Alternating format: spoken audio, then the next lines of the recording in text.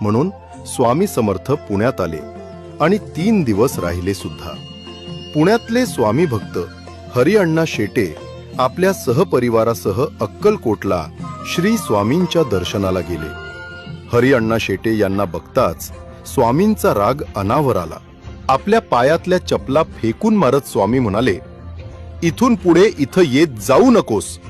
अरे, त्या म्हातारीला ह्या वयामध्ये इतका प्रवास करवतोस, लाज नाही वाटत?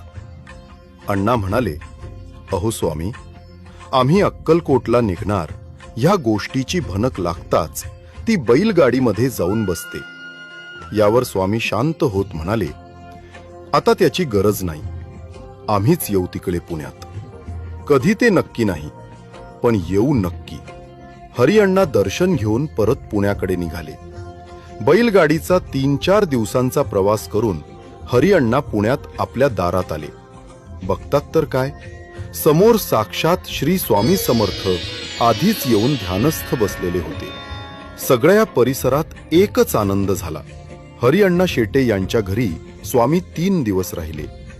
जाताना म्हणाले, आता म्हातारीला त्रास देत अक्कलकोटला आणू नकोस. ह्या पादुका घे आणि यांचीच सेवा कर. आजही पुण्यातल्या लोकांना ही गोष्टच माहिती नाही की पुण्यातल्या एका म्हाताऱ्या आईला त्रास